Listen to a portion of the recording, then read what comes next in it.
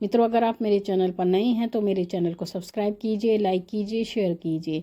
साथ ही notification bell को भी प्रेस कीजिए, जिससे मेरी आने वाली वीडियोस का नोटिफिकेशन आपको तुरंत मिल जाए। मित्रों, आज का जो विषय है वो विषय ये है कि कुछ ऐसी भूल होती हैं जो हमारे से अज्ञानतावश हो जाती हैं, और पूजा करते समय जब वो भूल हमसे होती हैं तो हमें पूजा का फल प्राप्त नहीं होता है। इस पर मैंने पहले भी बहुत सारी वीडियो बनाई हैं, जिससे कि आप अपनी जो बेसिक पूजा की गलतियां हैं वो आप सुधारें और पूजा में छोटी छोटी गलतियां ना करें, जिससे आपको उनका फल प्राप्त नहीं हो पाता। तो उसी से संबंधित ये वीडियो है। वीडियो को आप पूरा सुनिएगा, तभी आपको अपनी गलतियों का पता लगेगा। आपको स्वयं ज्ञान होगा कि हम ऐसी क्या क्या गलती करते हैं जिस कारण से हमें पूजा का फल प्राप्त नहीं होता है।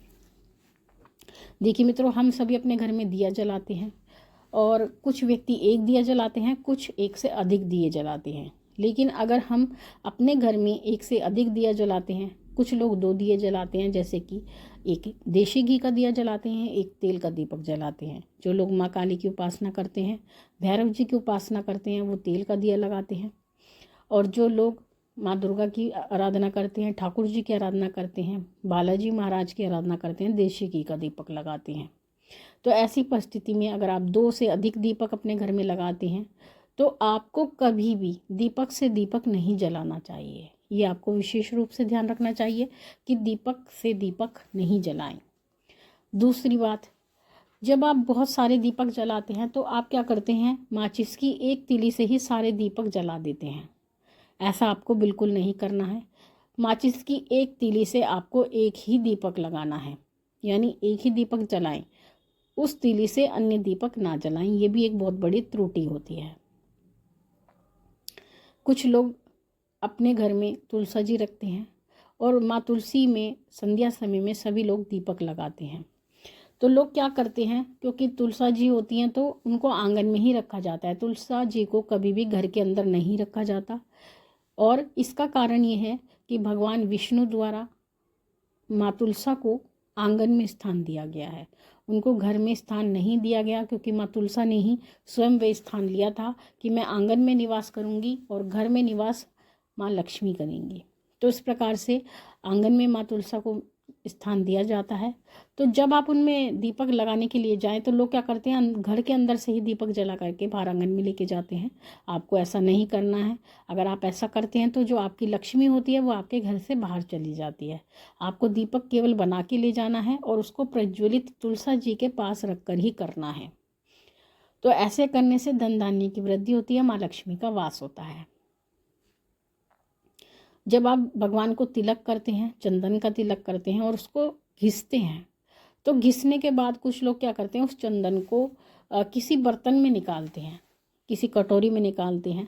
तो अगर आप भी ऐसा करते हैं तो ये ध्यान रखें कि वो जो पात्र आप लेते हैं, बर्तन जो लेते हैं चंदन रखने के लिए, वो तांबे का नहीं होना चाहिए, क्योंकि चंदन जब तांबे के संपर्क में आता है तो वो विष बन जाता है। तो इस प्रकार से आपको किसी अन्य धातु का बर्तन लेना चाहिए, तांबे का बर्तन बिल्कुल भी नहीं लेना चाहिए। जो स्त्रियां अशुद्धि के दिनों में होती हैं, जिनको माहवारी आ जाती है, उनको 7 दिन का पूजा से परहेज रखना चाहिए। यानी अशुद्धि के 7 दिन तक उन्हें भगवान की कोई भी पूजा नहीं करनी चाहिए। दीपक को हाथ नहीं लगाना चाहिए, जपमाला को हाथ नहीं लगाना चाहिए, गीता भागवत का पाठ नहीं करना चाहिए, किसी भी पुराण का पाठ नहीं करना चाहिए। केवल वो मानसिक जाप कर सकती हैं, किसी भी प्रकार का पूजा पाठ वो नहीं कर सकती, क्योंकि वो अशुद्धता की अवस्था में होती हैं। और अशुद्धता में किया गया पाठ सनातन रूप से, वैष्णव रूप से देवता स्वीकार नहीं करते हैं। अगर हम अघोरपंथी की या कोला मार्ग की बात करें तो वहाँ पर तो ये सब चलता है, वहाँ की पूजा पद्धति अलग होती है। लेकिन जो सनातन पद्धति है, वैष्णव पद्धति है, और गृहस्थ लोग जो पूजा करते हैं, उस हिसाब से अशुद्धि में स्त्रियों को पूजा पाठ करना वर्जित होता है। पूजा करते समय आपका मुख या तो पूर्व दिशा की ओर हो, या उत्तर दिशा की ओर हो, या पश्चिम दिशा की ओर हो, लेकिन दक्षिण दिशा की तरफ आपका मुंह नहीं होना चाहिए, क्योंकि दक्षिण दिशा पितरों का स्थान होती है, पितरों की दिशा होती है। और दक्षिण दिशा में जो पूजा पाठ किया जाता है वो पितरों के निमित्त किया जाता है। देवताओं के निमित्त जो भी पूजा पाठ किया जाता है वो पूर्व, पश्चिम और उत्तर की तरफ मुँह करके किया जाता है। तो ये आपको ध्यान रखना चाहिए। जिस स्थान पर आप पूजा पाठ करते हैं उस स्थान पर आपको शुद्धिकरण करते रहना चाहिए। वहाँ पर आपको गंगा जल छिड़कते रहना चाहिए, जिससे वहाँ की शुद्धता बनी रहे, पवित्रता बनी रहे। पूजा में आपको अगरबत्ती का प्रयोग नहीं करना चाहिए, क्योंकि अगरबत्ती बांस की होती है और बांस जलाना हमारे सनातन धर्म में वर्जित होता है। क्योंकि आपने बहुत जगह पढ़ा होगा, धूप दीप नैवेद्य समर्पयामि, यानी केवल धूप दीप और नैवेद्य ही भगवान को अर्पित किया जाता है। सुगंधित धूप अर्पित की जाती है, कहीं पर भी अगरबत्ती का कोई विधान नहीं होता। पूजा करते समय कभी भी काले या नीले वस्त्रों का प्रयोग नहीं करना चाहिए। यानी जब आप पूजा करते हैं तो आपको काले और नीले वस्त्र पहनकर पूजा नहीं करनी चाहिए। आपको पूजा करते समय लाल वस्त्र धारण करें, सफ़ेद वस्त्र धारण करें, पीले करें, गुलाबी करें, लेकिन काले व नीले वस्त्र ना पहने। पूजा करते समय आपको आसन का प्रयोग करना चाहिए, बिना आसन के आपको पूजा नहीं करनी चाहिए।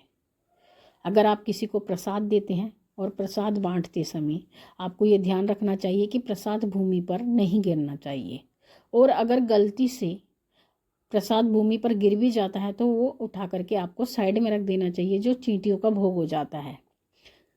और दूसरी बात, जब एक बार आप भोग भगवान को लगा देते हैं तो आपको उसी वस्तु को दोबारा भगवान को भोग में नहीं रखना चाहिए।